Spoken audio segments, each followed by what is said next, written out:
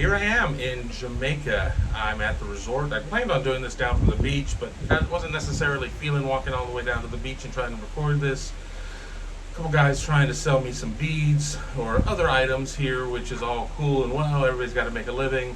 But I decided to retreat to my room where it is very warm here on, what is it, Wednesday. A lot of people surprised to see me at the moment. I'm here. Not going to get into too much else there, but just wanted to make sure that I reached out to people, tell them I'm fine, and go from there. But it is the best noon sports show period, going up before noon, because I'm not going to wait till noon to drop it while I'm on vacation. And it is vacation, maybe not the smoothest vacation I've ever been on, but life goes on, we move forward. I will share details as I can. Wanted to talk a little bit about Ohio State recruiting and conference expansion in this abbreviated show. One other housekeeping note, Big Me Kickoff is moving over to this channel as well. So please, if you are friends with other Buckeye fans, especially friends that you know that watch the Big Me Kickoff, let them know where we are over on this channel. I will try to get that note out there as much as I can too. Would love to have everybody who was watching me over there watch me over here as well. There may be a little bit of overlap between these two shows. We'll get it sorted out. We'll figure it out. But let's talk a little recruiting right now. And Ohio State obviously got some good news since the last time I'm talking to you with the commitment of Jason Moore, the defensive lineman out of DeMatha. I think it's a huge get. Now, I mean, everybody asks me, Kevin, when are they going to have their next Bosa brother or Chase Young? And I try to remind everybody, we're talking about generational talents with those guys. And that's, you know, you think that what's a generational talent? Once every 20 years? I mean, is that a generation? How many years do you put on a generation? I'll tell you what it's not. 3 guys in 10 years with both of the Bosa brothers and then Chase Young. So it's been difficult for some guys to be able to live up to that because those expectations are just unrealistic to begin with. I mean, you've got guys like Zach Harrison, obviously Jack Sawyer, JT Tuimoloau all on the defensive line. You know, they still all have part of their book to write. You know, Zach Harrison's getting toward the end of his run. You know, for the other guys, they're only going into their sophomore season, so they've got a couple more years. You know, let's wait and kind of see there. But as for Jason Moore, I mean, he certainly has the pedigree. He certainly has the abilities and the skills to be in that same mold. It's just going to be a matter of what's going to happen there.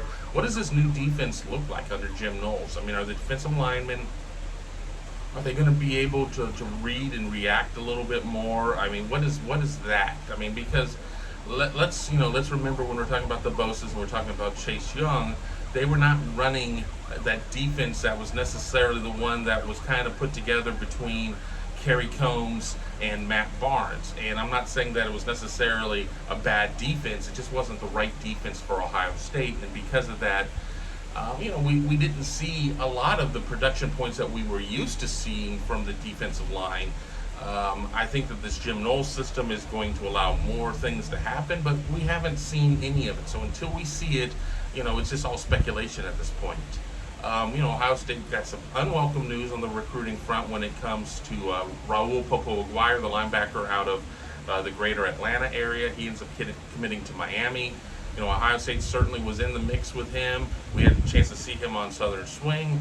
I don't know if it ever really felt like that one was going to happen to me, but you get the official visit, you get a shot. It's kind of like the World Series of Poker. A chip and a chair is all you need. Ohio State had its chip, Ohio State had its chair, but just wasn't able to, finish the deal there, and that's fine because I never had really seen him mentioned in terms of, the short lists of, Ohio State's going to get Popo-Aguirre along potentially with, Tackett Curtis, guys like that. So I think it puts more emphasis on Ohio State's necessity of landing Tackett Curtis, a kid that Jim Knowles recruited all the way back to Oklahoma State, out of outside of, I guess essentially Shreveport. I mean, not exactly that close to Shreveport, but part of the western part of Louisiana. People think of Louisiana, they think of New Orleans, they think of Baton Rouge. There's a much larger state there. Not everything is one of those two cities, and Tackett Curtis is not necessarily from that part of the state, but Ohio State, one of 3 finalists there, along with USC and Wisconsin. Some debate on where he may end up at this point.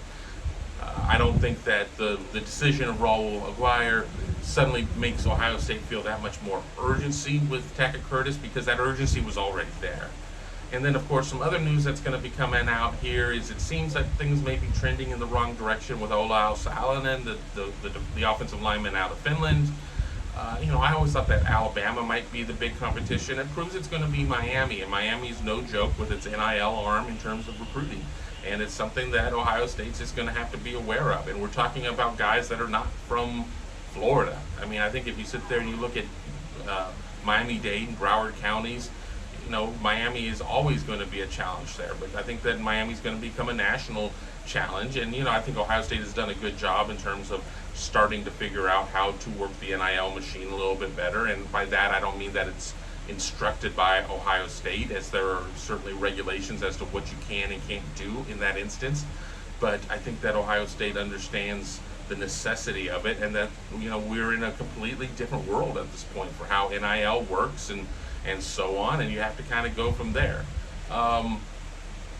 It'll be interesting to see what offensive line recruiting looks like, though. I mean, you can have somebody like Luke Montgomery, who I think is fantastic, and I think the issue that people are not talking about him as much as he committed so early, and it's a what have you done for me lately? And if somebody commits early in the process, you kind of forget about him.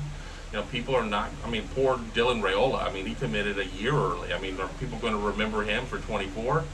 Probably, because quarterbacks are going to draw more attention than offensive linemen are. But Ohio State certainly needs to have a higher hit success rate in terms of offensive line recruiting. And the jury's still out on some guys, and I'm never one to really pick on guys because they are college players at this point. Now, do you change that policy now that guys are getting paid, though? That's going to be the question. I think you're going to see fans be a little bit more brutal because they're going to be, well, they're professionals. It was really easy to sit there and say, well, he's just a kid who's just going for room and board and, on tuition. Now, if you're sitting there and you're making all this money and you're driving, this fantastic car, and you've got players that are making 10x what, this fan's making or that fan's making, I think we might see a little bit more criticism out there. I don't know if I'm comfortable doing that, but it was a point that I saw somebody make on social that we could be getting there, and I thought it was valid and worth mentioning.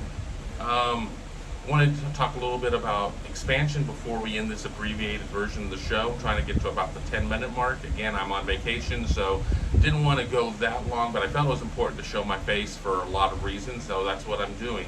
A lot of people believe that Notre Dame has a couple-year runway before it has to make a decision. I was reading somebody else out there who I like reading their thoughts on expansion. And they've been right a lot more than they've been wrong in terms of, all the people out there talking. There are a lot of people who claim that they have this and they have that. The guy I'm talking about does a good job. I may try to get him on a show once. We'll see if I can do that. But he doesn't seem to believe that Notre Dame is on a 2 or 3 year plan. They have the NBC deal that runs through 24, 25, something like that. I think that there's so much involved there that Notre Dame knows that it needs to kind of make a decision, because honestly, in terms of resecuring its own rights, if they're going to go independent and stay independent, they probably need to do that now.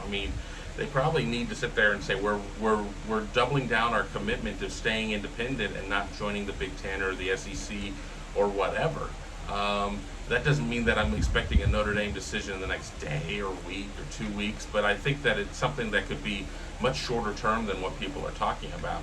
The funny thing is you look at the Big Ten contracts that are not out in terms of the rights deals. It was supposed to be about $1 billion before USC and UCLA, and now they're saying that it could be 15% more based on those two teams. We're looking at exponential gains. We're looking at outlets that are getting back involved in terms of the bidding process. It doesn't seem that, I think it was Apple may not necessarily be there. I think that was something that I read either in Sports Business Journal, or there's another really great sports business outlet as well. I apologize to everybody involved there that does great work. I'm just drawing a blank on your name right now. No, I've not started drinking rum drinks yet at this point. It's still pretty early Jamaica time. Obviously sunshine and very warm, but that seems to be how it rolls around here. So until then, I'm going to call this a show. Here at about the 10-minute mark, I'm going to go get me a Red Stripe and some breakfast. We can celebrate day drinking here. I mean, obviously a lot going on. Again, not going to get into all of that at this point, but I want to thank you for joining me. Please be sure to share this content with your friends and your Buckeye faithful that you know. It helps me a lot to be able to start building this channel up, being able to start, getting out there in front of people. So until then, I will talk to you back from the States. Unless something really breaks that I have to get back on and do this for, talk to you next week.